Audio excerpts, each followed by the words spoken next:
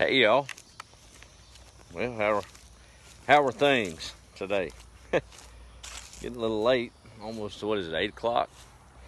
Starting not to go on this evening, don't really have any stories. It's Tuesday. That's kind of a story in itself. Thought about that last week, I guess. Tuesday really is nothing. It's kind of that weird day of the week that nothing really happens. You don't hear much about it, right? I mean, you got Mondays and Fridays. They kind of speak for themselves. And weekends, self-explanatory. Thursday's kind of a precursor to a pre-Friday, if you will, and then Wednesday's midweek. But you don't hear much about Tuesdays, so we'll celebrate nothing on a Tuesday. Had a boss that absolutely hated Tuesdays. I never did find out that story, but I mean, he was just hated them for whatever reason. But anyway, it's another day that all of us are alive, and I guess that's enough reason to celebrate, ain't it? So happy Tuesday. We'll just leave it at that. Something did kind of happen on a Tuesday, trivial if it is, but got a little notification from our friends over at Facebook that this video blog or whatever it is, our little old page, I think we went over 1,000 fans or whatever. That's kind of weird, but we'll take it, I guess. I guess there's 1,000 folks out there that are all about making a difference, so it's 1,000 more than we had, maybe.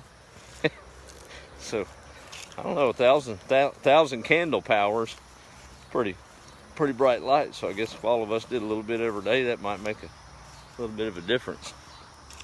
But I was out here walking around the pasture, got the chickens fed, garden watered. Eggs are still coming, or should I say egg is still coming. Just got one layer out of all of them. It just beats every statistical lot I could imagine. Having 46 chickens and all about the same age, and one is laying. That makes no sense to me. But what do y'all think about this? I don't know if I really showed y'all this. It was overgrown. Who knows what that is? Y'all been watching, you do. I still need to cut. I'm gonna cut down this tree, just kind of expose it. I hate to cut down any oak tree. That's a pin oak. But this, let's see, it's getting dark. That, yep, that's an outhouse. An old two-holer. Let's see if I can turn around this camera. I don't remember anybody ever using this old. But isn't that something? And my oldest cousin, Nathan Alders, told me that this was built by a governmental agency of some kind after World War I. That's, I'm gonna leave that alone. Government building outhouses. Well, I guess if the shoe fits. Anyway, yeah, it's been here as long as I can remember, but a two-hole outhouse in East Texas. I don't know. I don't see a purpose for two, but I guess it is what it is, isn't it? Now, yes, Donnie, now you can get to it. Something tells me there's going to be a picture pop up with you in that outhouse. Let me see who all's on here. My sister Kim, AP. How are you at, Pat? Mr. Mike out in California's own. My pirate friend from Lafayette. How are you, ma'am? You're probably working this evening, driving folks around. Miss Wildman Donna is on. Marilyn, how are you? There it is. Hey, Alan from Minneapolis, how are you? Patrice is on. And Alan says, hey, Kim. Howdy to you, Patrice. Our good friend Tony Ramey, Patrice, I believe he's in San Angelo tonight at Fiddle Strings. I think you're going to go see him at, he's going to be down at Conroe, I think this weekend, Red Brick Tavern. So I saw a post from you the other day about that. Kim, y'all might need to think about that. He's going to be down there. He's a good man, close buddy of mine. Happy Tuesday, yeah, Mike. Hey, Chris, how are you, my buddy from Huntsville? Loving Tuesday, yeah. It's a choice, isn't it? So see, I had nothing to talk about. Here we are talking about poor old Tuesday. Poor thing gets left out. Hey, Belinda. Thanks, Michelle. I guess it's congrats to all of us, though, isn't it? Oh, no, you're not at all. Carolyn says, sorry, I'm being negligent. No, ma'am. Thank you for tuning in. Hey, Marilyn, how are you?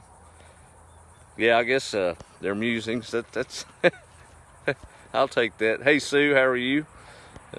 Appreciate you tuning in. And Dolores, and Kathy, your chickens are on strike too. Too hot to lay. Well, maybe that's some of it. Maybe that one's just getting a little bit of cool water enough to lay. Maybe that's what it is. They're sure eating enough, I'll promise you that. That's another thing. I was cutting it close. Of course, you can get that chicken feed just about anywhere. Big box stores and that, but really like trading down there at Lone Star. Good folks. And unfortunately, they know me by name, and I really don't even have to tell them what I need. They just see me pull up. But anyway, I was cutting it close. They closed at 5:30, and I got thrown in the briar patch again today. Just horrible. Had to mow pasture. I just hate doing that. Y'all can feel that sarcasm dripping. But no, didn't get off early enough, and I was going to barely make it to Lone Star here in Nacogdoches from my job. So I said, well, I'm going to give them a call. So I called them. They said, don't you worry about it. We'll have it waiting on you. I'm like, I bet y'all will. Then got held up by a train. And I mean, within sight of the place. And there they stood waiting with my chicken feed. So it was kind of neat. And we're about to build some nesting boxes for these ladies.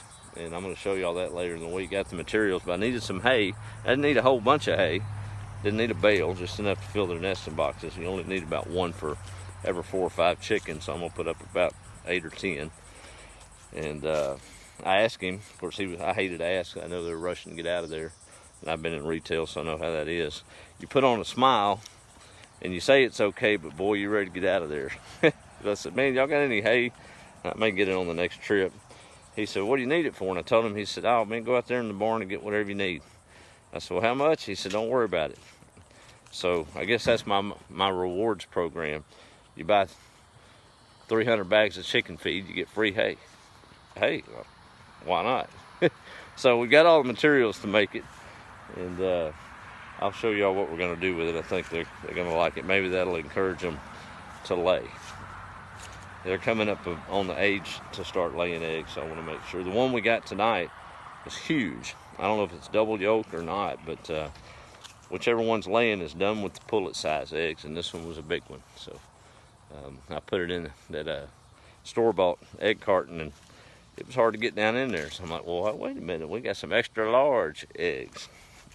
I guess so, they got extra large appetite, so maybe that's what it is. Well, see, I didn't have anything to talk about, now I'm rambling. Belinda said she's used a 2-hole outhouse. How about that?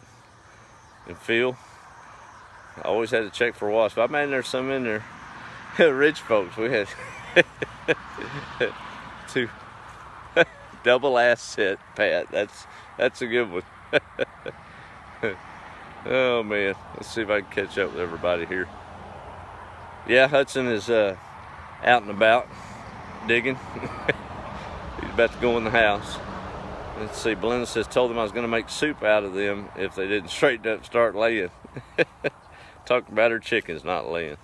Missouri Storm Chasers. Hey there, how are you, Mitzi? Well, I love that storm chasing stuff. That's something else.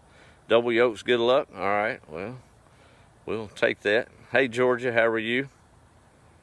Okay, Belinda. And hi, Teresa. I think you're going to like these little 5-gallon bucket laying boxes. I looked around for something I could do myself, and of course you can make them out of lumber, you can go buy them, but y'all know me, I'm hard-headed. I've already cleared this place with an axe and a cross-cut saw and some limb loppers. I fought the jungle with that, so it wouldn't be right for me to go getting a whole bunch of store-bought stuff, I guess. That takes more green than I want to spend on it. So we'll just use what we got. I was thinking about that today, riding that tractor. I don't even know what brought it to mind. But, you know, our great-grandparents came through the Great Depression, and you just didn't throw anything away. I mean, all this, we're a disposable society by nature, and I know it's just how it is. And there's no going back. But, man, the stuff we throw away, they would have found all kind of uses for. But just too easy for us to go buy it, I guess. Well, I'm finding out that I need every little piece. I'm glad she's I'll stockpile everything, because I'll go into an old shed and dig around and find the nut or the bolt or the screw or the shelf or the can. There's always something out here that I can use, and sure thankful for it. But okay, well, I rambled till dark, and I guess that's enough. There's the old moon up there. I think I might get me a little bluebell ice cream and sit down and maybe just be still for a little bit. But y'all have a good evening, and thanks a lot for, I mean, it's just us talking, getting together every evening, but it's kind of cool to see a little mile marker there, 1,000 folks. So now we'll just work on the 1,000 more. Man, if we get a couple of thousand people putting a smile out, we might actually cause a wave instead of a ripple, huh? That'd be all right too. Well, we'll barrel into Wednesday, the peak of the week, as my sister says, and we'll let Tuesday alone. At least it does have 1 mile marker in it, poor old Tuesday. Y'all be the light. Have a good day or evening, and make a difference tomorrow. We'll check in with you later. Thanks, Ladina. Hey, Charlotte. Marilyn. Uh-oh, I done went to read names again. Joanne. Dolores. There we go. All right. And my Aunt Bonnie, y'all, let me wave to her. She'll see it later on YouTube. Y'all can check it out there as well if you got some folks hard of hearing. All right. Y'all have a good night. Be the light.